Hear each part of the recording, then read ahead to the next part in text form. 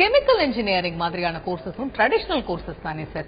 இப்ப வந்து EC triple மாதிரியே தான் கெமிக்கல் இன்ஜினியரிங்கும் இருந்திருக்கு. கெமிக்கல் இன்ஜினியரிங் ஏன் இந்த மாதிரியான கோர்சஸ் மாதிரி ஃபிளரிஷ் ஆக மாட்டேங்குது? இப்போ டெக்ஸ்டைல் இன்ஜினியரிங் இருக்குது. டெக்ஸ்டைல் இன்ஜினியரிங் ஏன் ஃபிளரிஷ் ஆக மாட்டேங்குது அப்படின்னு சொல்ற மாதிரி தான் இருக்குது. அதெல்லாம் தனிப்பட்ட துறை மாதிரி. தனிப்பட்ட துறையில நீங்க போயிட்டு நீங்க வந்து என்ன வளர்ச்சி இருக்குமா இருக்காதா அப்படின்னு சொன்னா அந்த இண்டஸ்ட்ரி வளர்ச்சி பெற்று அது இன்னும் பிரபல்யமா போறப்பதான் இந்த இன்ஜினியர்ஸ்க்கு வேலை இருக்கும். அதுல ஒரு ஸ்லம்ப் வந்தோன்னா இந்த இன்ஜினியருக்கு வேலை இல்லாம வெளியில வந்துருவாங்க. இதுதான் அவங்க சூழ்நிலை. பட் கெமிக்கல் இன்ஜினியரிங் படிச்சவங்களே மேல் படிப்பு வந்து வெளிநாடுகள்லயோ இல்ல எங்கேயோ போய் படிச்சாங்கன்னா அப்ப ஸ்கோப் எப்படி இருக்கும்? அதாவது கெமிக்கல் இன்ஜினியரிங் படிச்சவங்க கூட என்ன பண்றாங்கன்னா அங்க மேல் படிப்பு போகையில அங்கிருந்து திசை மாறிடுறாங்க. திசை மாறி வேற துறைக்கு போய் அப்படி மேல போறாங்க. அவ்வளவுதான் ஒழிய அது வேற அந்த இன்ஜினியரிங்ல நம்மளுக்கு ஒரு சான்ஸ் இருக்கு. இப்ப ஈசி படிச்சவங்க கூட இதுல படிக்கும் போது வேற ஏதாவது கோர்சஸ் மாறிடுறாங்க பிஜி படிக்கிறதுக்காக.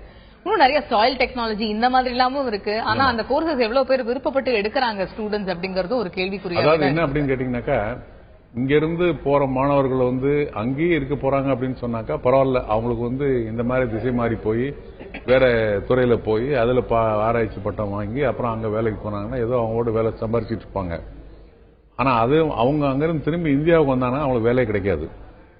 ஏன் அப்படின்னு சொன்னாக்கா நம்ம அந்த மாதிரி துறையில இல்ல. நம்ம வந்து இதை வந்து ஒரு என்னமோ ஒரு அது முன்னேறிய நாடு இது வந்து பின்னேறிய நாடுங்கிற மாதிரி நம்ம நினைக்க கூடாது. நம்ம நாட்டுல வந்து நீங்க என்னதான் எந்த மாதிரி வளர்ச்சி போனாலும் நாங்க இந்த மாதிரி தான் இருப்போம், எங்க சிஸ்டம் இந்த மாதிரி தான் இருக்கும் அப்படிங்கிற மாதிரி ஒரு ஒரு ஒரு ஒரு சிஸ்டம் இருக்குது நம்மகிட்ட போய் நீங்க வந்து இந்த மாதிரி நம்ம இந்த எந்த துறையில போனாலும் எப்படி வேணாலும் போலாம் அப்படிங்கறதெல்லாம் செல்லுபடி ஆகாதுங்க நம்ம ஊர்ல. சோ அந்த மாதிரியான கோர்சஸ் கீழே தான் இந்த கெமிக்கல் இன்ஜினியரிங் மாதிரியான disciplines and streams. Chemical engineering வந்து நீங்க அதான் சொன்னேன், அந்த இண்டஸ்ட்ரி வந்து நல்ல வளர்ச்சி இருக்கிறப்போ வேலை கிடைக்கும். அந்த இண்டஸ்ட்ரி கொஞ்சம் டல்லா இருக்கிறப்போ வேலை கிடைக்காது. அது வேலைக்கு இல்ல. அது மட்டும் இல்லம்மா, வேலைக்கு போன அப்புறம் அவங்க வந்து மேல போக முடியுமா அப்படின்னு பாத்தீங்கன்னாக்கா மேல போகக்கூடிய ஆப்பர்ச்சுனிட்டி அடுத்தது பாக்கணும்ல. வேலை கிடைச்சிட்டு வேலை கிடைச்சி இல்ல ஒரு மாணவனுக்கு வேலை கிடைச்சிட்டு வேலை கிடைச்ச உடனே எவ்வளவு வேகமா அவர் அந்த படியில மேல ஏற முடியும் அப்படிங்கறத நம்ம பாக்கணும். அந்த ஆப்பர்ச்சுனிட்டி எல்லாம் பாத்தீங்கன்னாக்கா எந்த துறைக்கு இருக்குன்னு மறுபடியும் நம்ம பாக்கணும்.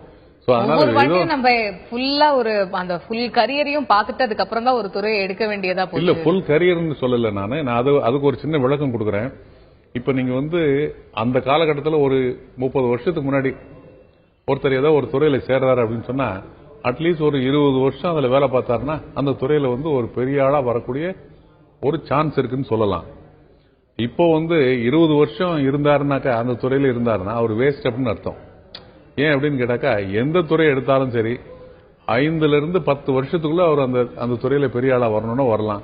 இல்ல அப்படின்னா அவர் அப்படியே அதுலயே இருந்து அப்படியே எல்லா துறைக்குமே இது பொருந்தும். இப்போ இந்த காலகட்டத்தில் ஏன் அப்படின்னு கேட்டாக்கா அவரோட வளர்ச்சி அந்த மாதிரி அசுர வளர்ச்சி நடந்துட்டு இருக்குது ஒரு துறையிலையும். அதனால வந்து யாராவது அந்த துறையில போய் இருந்துட்டு நான் இன்னொரு 25 வருஷம் கழிச்சு நான் பெரிய ஆள் ஆகும் அப்படின்னு சொன்னாங்கன்னாக்கா அவங்க பெரிய தவறு செய்யறாங்கன்னு அர்த்தம்.